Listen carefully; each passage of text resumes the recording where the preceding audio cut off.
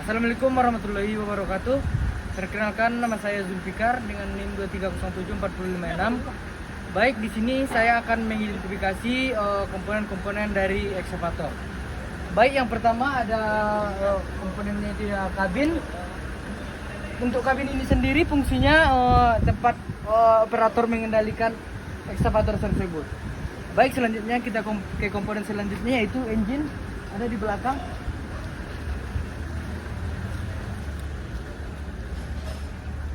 Nah, untuk engine sendiri berada di dalam, dan untuk fungsi engine sendiri yaitu sumber utama dari tenaga-tenaga dari ekskavator tersebut.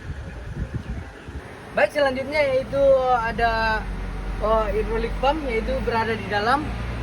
Dapat kita lihat, cuman kali ini tidak bisa dibuka karena orang yang sedang sibuk. Dan fungsi hydraulic pump sendiri itu berfungsi untuk mengubah tekanan mesin menjadi tekanan hidrolik dan disalurkan ke komponen-komponen seperti boom, arm sama bucket. Baik, selanjutnya di dalam juga ada yang namanya itu tank, apa? Hydraulic tank, yaitu fungsinya untuk menyimpan oli hidrolik tersebut dan yang akan disalurkan ke sistem. Baik, untuk komponen selanjutnya ada undercarriage, yaitu secara keseluruhan, dan undercarriage ini berfungsi untuk penopang eksa tersebut, dan fungsinya yang lain untuk maju mundur. Untuk komponen selanjutnya yaitu ada boom, yaitu fungsinya sendiri untuk mengangkat dan menurunkan arm dan menjangkau partikel. Dan untuk komponen selanjutnya ada arm, yaitu fungsinya sebagai lengan kedua dan mengatur jarak jangkauan horizontal bucket. Baik, saya ulangi lagi, untuk fungsi arm sendiri yaitu sebagai lengan kedua. Komponen selanjutnya yaitu bucket. Untuk fungsi bucket sendiri menggali atau menggeruk material seperti tanah, bebatuan dan lainnya. Baik, mungkin itu saja yang dapat saya jelaskan mengenai komponen-komponen yang ada pada ekskavator tersebut. Baik, sekian, terima kasih. Baik, selanjutnya saya akan mengidentifikasi komponen-komponen dari forklift. Yaitu forklift ini sendiri menggunakan engine yaitu diesel. Baik, untuk komponen yang pertama ada fork. Fork ini fungsinya sendiri untuk memindahkan barang dan bisa digeser ke kiri dan ke kanan. Untuk komponen selanjutnya yaitu mesh. Mesh ini sendiri sebagai badan utama dari forklift, dan karena adanya mesh ini fork bisa bergerak naik turun dan bisa condong ke depan dan ke belakang. Baik, komponen selanjutnya ada carriage. Carriage ini berfungsi sebagai tempat sandaran dari material. Komponen selanjutnya yaitu ada lifting chain, yaitu yang ini, yaitu sebagai penggerak utama untuk menaikkan dan menurunkan fork ini sendiri. Untuk komponen selanjutnya yaitu ada overhead guard, yaitu yang ini, yaitu fungsinya sendiri sebagai pelindung operator. Selanjutnya yaitu engine, berada di dalam sini, dan fungsi engine sendiri seperti kita ketahui untuk menyalurkan tenaga ke komponen-komponen lainnya atau sebagai penggerak utama gitu.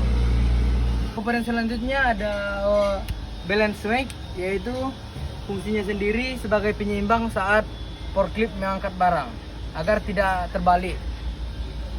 Mungkin sekian yang dapat saya sampaikan mengenai komponen-komponen dari forklift ini sendiri. Sekian, terima kasih. Baik, selanjutnya saya akan menjelaskan komponen-komponen dari alat berat kompaktor. Baik, di sini yang pertama saya jelaskan dari depan, yaitu di sini ada yang namanya drum. Drum ini berfungsi sebagai pemadat material yang akan dipadatkan, dan ini berkontak langsung terhadap material tersebut. Dan di sini ada namanya vibrator sistem atau sistem getar. Di sini fungsinya membantu untuk dia menghasilkan getaran, dan dia membantu untuk memadatkan material. Baik, selanjutnya di sini ada articulated joint yang berfungsi sebagai kemudi untuk berbelok ke kiri dan ke kanan. Untuk komponen selanjutnya di sini ada hydraulic tank. Hydraulic tank ini berfungsi sebagai penampung oli hidrolik yang akan diteruskan ke sistem hidrolik. Dan komponen selanjutnya ada ban, dan dalam ban ini ada dua jenis dalam kompaktor, yaitu ban baja dan ban karet. Dan yang ini ban yang terbuat dari karet, dan fungsi dari ban ini sendiri untuk penggerak dari alat berat ini. Komponen selanjutnya di sini ada kabin. Nah, di sini ada beberapa tuas, yaitu kemudi dan tuas pedal, dan ini berfungsi sebagai tempat untuk mengemudikan kompaktor ini. Baik, sistem selanjutnya ada engine. Dia berada di dalam sini, dan fungsi utama dari engine tersebut sebagai tenaga utama dari sistem hidrolik yang ada pada alat berat kompaktor ini. Baik, mungkin sekian dulu penjelasan tentang komponen-komponen dari alat berat kompaktor ini. Sekian, terima kasih. Dah. Assalamualaikum warahmatullahi wabarakatuh. Baiklah, pada kesempatan kali ini kami bertiga di sini akan melaksanakan wawancara tentang beberapa alat berat yang ada di tempat ini.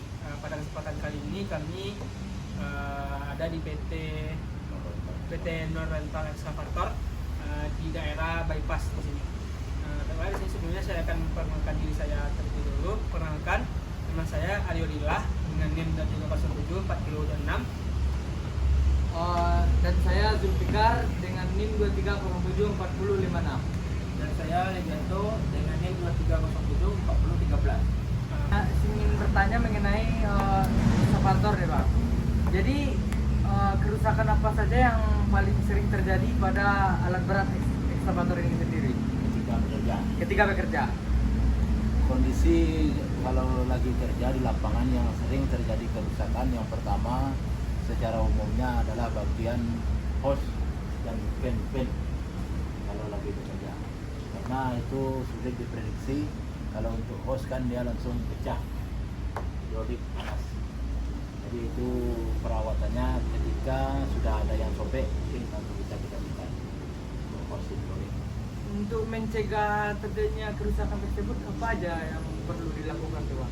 Yang pertama tentu sebagai operator harus selalu mengecek hose hidrolik yang mana rawan untuk kebocoran, karena kalau hose hidrolik yang bocor itu paling tidak dia mengasih kode atau sobek sedikit, itu langsung aja kita buka.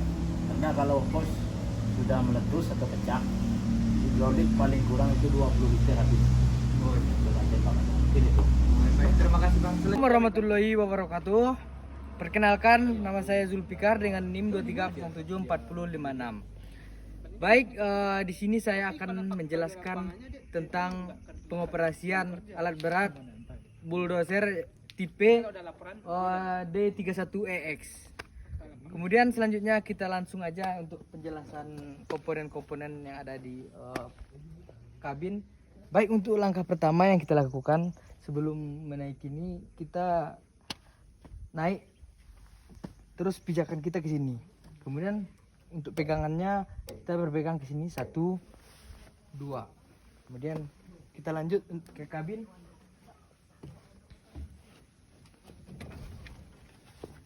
Nah, di sini saya akan menjelaskan penjelasan tentang tuas-tuas atau panel-panel yang ada pada bulldozer ini. Baik, di sini pertama kita menjelaskan dari sini. Di sini ada kunci kontak. Jika kita di sini kunci kontak ini ada 3 fungsi. Jika kita menggerakkan ke kiri, dia berfungsi sebagai untuk menghidupkan busi pijar. Kemudian jika kita menggerakkan sekali ke kanan atau searah jarum jam, itu akan menghidupkan monitor yang ada di sini. Kemudian jika kita menggerakkan ke kanan sekali lagi, itu untuk menghidupkan atau starter bulldozer ini. Kemudian selanjutnya di sini ada 2 tuas. Yang tuas yang sebelah kanan ini dia berfungsi sebagai kopling. Kemudian yang sebelah kiri ini berfungsi untuk rem. Kemudian lanjut ke bagian sini. Di sini ada 2 tuas atau panel gitu. Di sini fungsi 2 tuas ini sebagai pengunci tuas yang ada di atas ini. Kemudian lanjut ke tuas yang sebelah kiri ini, dia ada tuas di sini yang kita bahas pertama yang ada pada sebelah kiri ini. Untuk tuas yang sebelah kiri ini, jikalau kita menekan ke depan atau menggerakkan ke depan, maka bulldozer akan bergerak maju, dan sebaliknya jika kita menggerakkan tuas ini ke belakang, maka bulldozer ini akan mundur. Kemudian jika kita menggerakkan tuas ini ke kiri, maka bulldozer ini akan bergerak ke kiri, dan sebaliknya juga akan, jika kita menggerakkan tuas ini ke kanan, maka bulldozer ini akan berbelok ke kanan. Kemudian selanjutnya kita akan menjelaskan tuas yang ada pada sebelah kanan ini. Di sini untuk fungsi tuas yang sebelah kanan ini sendiri, dia jika kita mendorong tuas ini ke depan, maka blade akan turun atau bergerak ke bawah. Dan sebaliknya jika kita akan menarik blade ini atau menggeser blade ini ke belakang, maka menggeser tuas ini ke belakang, maka blade itu akan naik. Kemudian jika kita menggerakkan tuas ini ke kanan, maka blade akan bergeser ke kanan atau bergerak ke kanan. Atau bisa dibilang blade itu akan miring ke kanan. Dan sebaliknya juga jika kita menggerakkan tuas ini ke kiri, maka blade ini akan miring ke kiri. Dan selanjutnya sebelumnya di sini juga tadi ada untuk mengatur RPM, untuk menaikkan dan menurunkan RPM. Dan sebelah sini juga ada klakson.